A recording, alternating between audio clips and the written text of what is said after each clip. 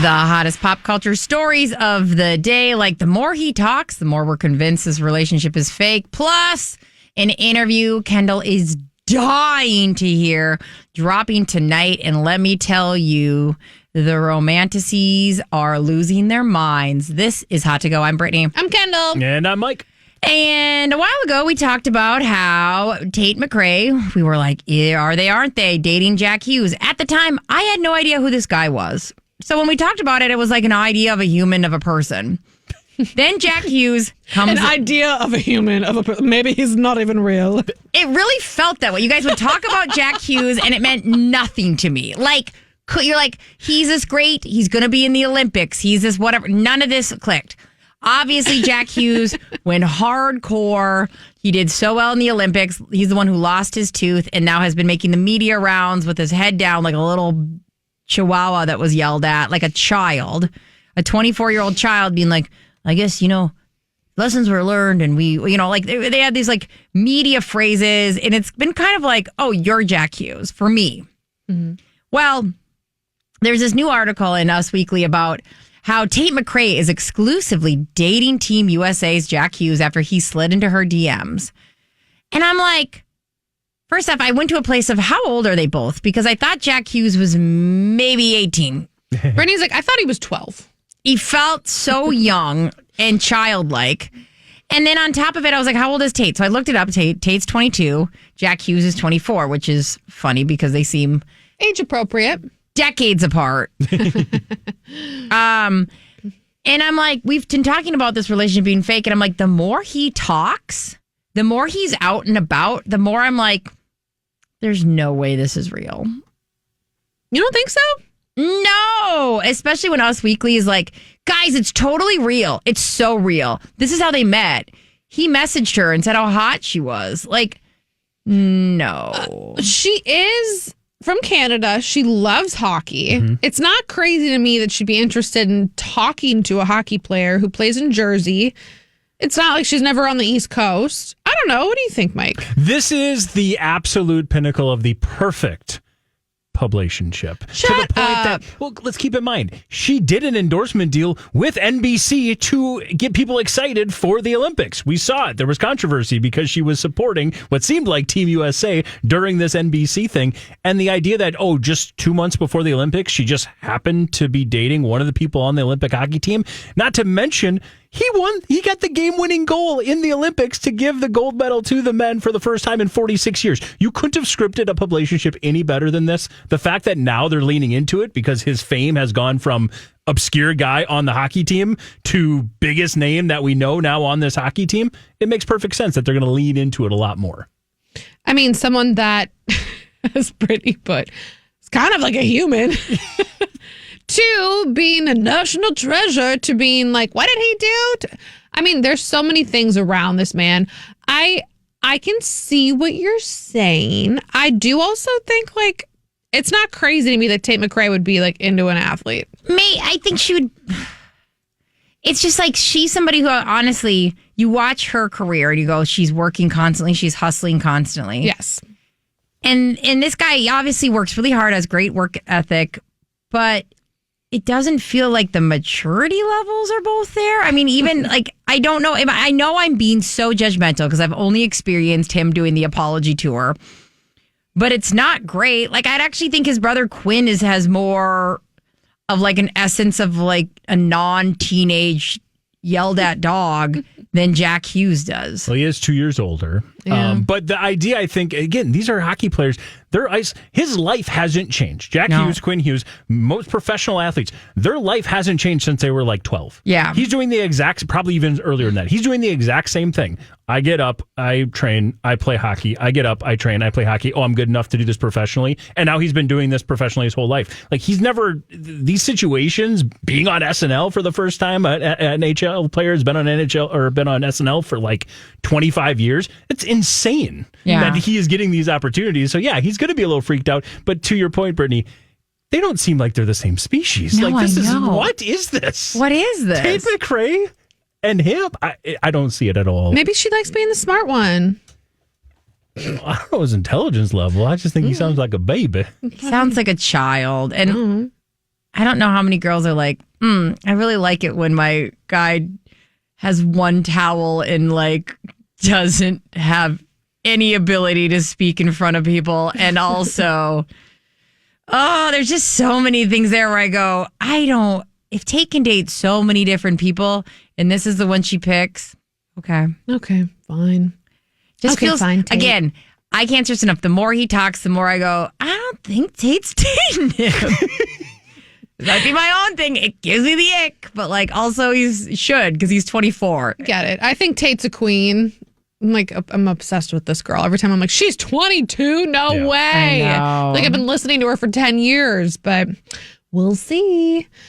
Okay, someone I haven't heard from in 10 years. Sarah J. Maas. If this means nothing to you, that's fine. You're not feral for romantasy books, but I am, and so is a lot of the internet. If you know anything about book talk, you've heard of the acronym ACOTAR, A Court of Thorns and Roses, maybe TOG, Throne of Glass. Basically, if anyone in your life has ever read a romantasy fantasy book, they have read a book by Sarah J. Maas. And this woman is a prolific writer, like 2 books a year, 800 pages each, boom, boom, whipping them out. And then she went silent because she had kiddos. And we get it. And that was right around the time that everybody started getting into these books. So we have been rabid for more information from her forever. And she just doesn't give it. She doesn't do interviews. Her networking group, her publisher, nobody does anything. Even her Instagram is basically silent most of the time. Well, Call Her Daddy teased that the guest this week might be Sarah J. Maas. We were all like reading into it and it was pretty clear by the teasers. Today is official. Yes, we are getting Sarah J. Maas on Call Her Daddy. And the big thing all of us sociopaths, all of us golems out there like, give us the precious, want to know is if she's going to ask the right questions. Here's a little clip for anyone who cares about what she's going to be asking. Cooper, I will have faith, trust, and pixie dust with you, but I am this girl. please ask the important questions. Is Elaine rejecting the bond with Lucian? There was a lot of online discourse around Feyre's pregnancy. What did Lorcan do? Where is Vaughn? Is the settling the same or similar as the draw? Why did Aelin have to lose her powers? Will we ever see our Throne of Glass characters again? Where's Manon now? What happened And she to just the keeps world going. of Throne of And this means nothing to like so many of you, but to those of us who know, you're like, how did you must really read these books or really do your research, because those are indeed the questions we all want to know. And even if you don't care about this stuff, like I look at you too, like you don't read these books, you don't care, but you have something in your life that you're that stoked about. And if like the person is getting interviewed, you're like, please don't screw this up, interviewer. It sounds like this, we could actually be getting some answers. You love this. You're so excited for this. Are you going to listen to it immediately at 7 p.m. Central? Yes. Okay. Yes, I am. I'm going to listen to it. I'm going to blare it through my house. I don't care who needs me or what needs me. This is taking precedence. And is it okay? I read, I think A Court of, is that the one I read? Yep, the Beauty and the Beast spin. Like it doesn't feel like Beauty and the Beast, but like it's based off of that originally. Yes. Yeah, I read the first 2. Mm-hmm. A Court of Thorns and Roses and A Court of Mist and Fury. Yes. Yes. So that is specifically that series. And that was like 10 years ago I read that. So it's like that's why it was so long ago. It's been 4 years since the last book came out. And remember, she used to do like 2 a year. So you're fiending. You're ready. We're ready and it's happening tonight. I'm excited for you. That Pray feels, for all of us. Feels so good. I have a couple series that they just quit writing. And you're like, what happens? I don't know. I don't get it. I know. So, stay tuned. So fun. Okay, is this celebrity couple back together? Well, me and Mike have a bet going for the rest of our lives, but so does the world. MGK and Megan Fox. As we know, Megan Fox got pregnant with MGK's kiddo. I mean, they were together for a while, and then they got pregnant. And it was exciting. It felt like they kind of were this weird, like, black sheep of the family, perfect combination of couple. They did the whole, like, we can't take these rings off without them like stabbing us. The thorn rings. Yeah. And Megan Fox was very, very pregnant. She was at the tail end of her pregnancy. And there was a lot of stories around while they were on vacation. She looked on his phone and Mr. MGK was seeking attention elsewhere. Nothing was confirmed. It was just a lot of like, this is what happened. And then she was like, get the hell away from me. To which he said, headed to Vegas, I want to say, to finish his album where he like went to the desert and was like, I'll be back for my kid. When my kid's born, but like pretty much Megan going, stay away from me. And then we've seen them a little bit here and there, taking the kids somewhere, but not really romantically together. Now, Megan Fox took a break from Instagram. She actually deleted every one of her posts of the past.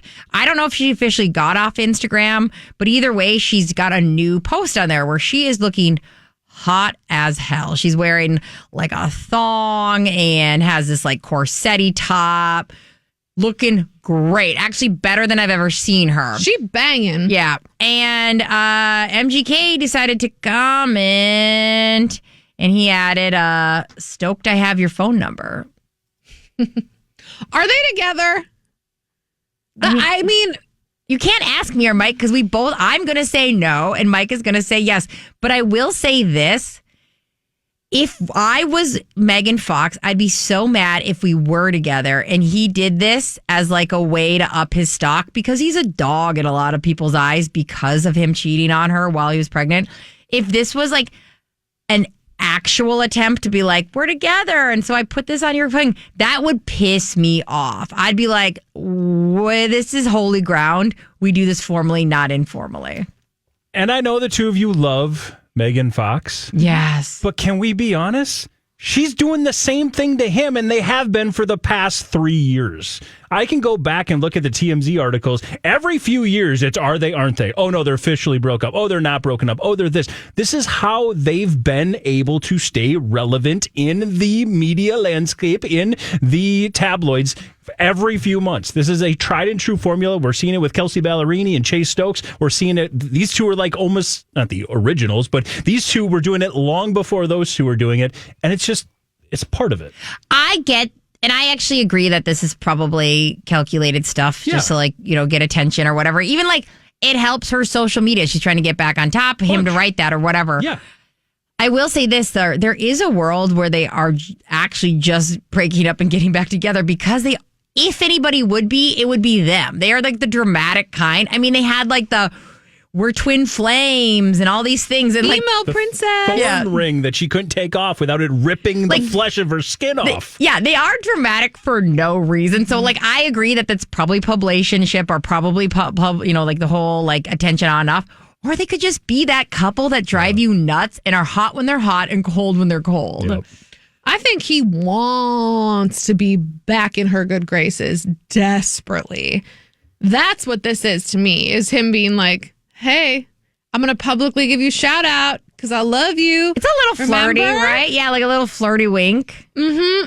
And I don't think she's let him back in yet. I think she's very ticked off about what happened and what caused the breakup because to everyone's point, this was always a relationship that felt like it was not on solid ground. Like she was taking a risk to be with him in a way she didn't with her ex-husband, Brian Austin Green, who still has her back. And when MGK cheated, was the most vocal person he's remarried. Like they have a great like friendship relationship. And he was the most vocal, like that guy's a dog. I cannot believe he would do that to Megan. She is a wonderful human being. Like, I think it really, really hurt her. And this is him, just another way of him trying to be like, but I still love you. Please give me another chance. But like, I love you.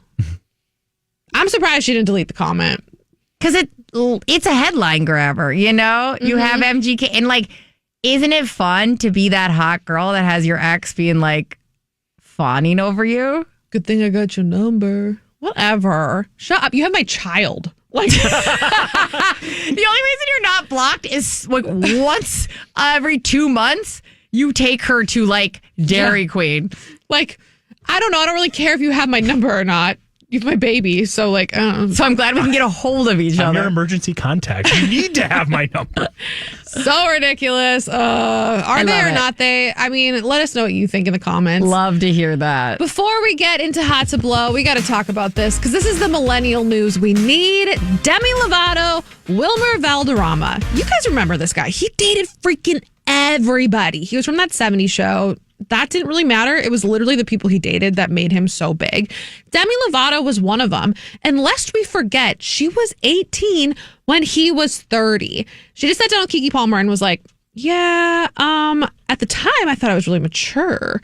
And now, once I hit 30 myself, I went, that is so gross. What the hell? And it's so, like, because we're all of that age, where you've the Hillary Duff just coming out and saying that about her relationship with whichever, Benji Madden or Joel Madden. I don't remember. One of the Madden brothers. Yeah, Taylor Swift has like the whole conversation around Jake Gyllenhaal. Gyllenhaal. John Mayer, more accurately. That was a big age gap. And it's so, at the time, again, like, you feel as the younger person, and especially when all the celebrities that are your age are dating men a lot older, you go, well, I'm just the exception. It's almost like a compliment that someone that much older than you would be into you.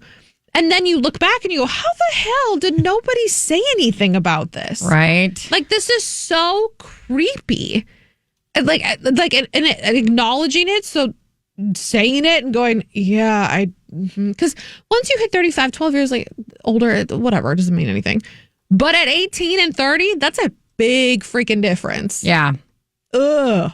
Yeah, I think it gives, like, looking back, you go, what a loser. You can't help but say that. You go, why weren't you dating anybody within your age group? Mm-hmm. Oh, because they can smell loser better than me because they've had more experience with seeing people be loser.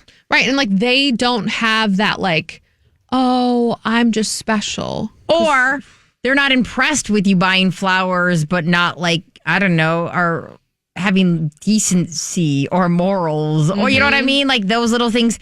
You got a pretty low bar in your 20s. Boys are broke. You're broke. You're kind of just hooking up at times out. You're not really. It's easy to impress a 20-year-old. Yeah. If you walk into a man's house and he has like a candle, you're like, wow. Wow, he bought a candle. What is this? The Notebook? Oh my God. Allie, Noah? Am I in like, oh my God. Is that Franzia?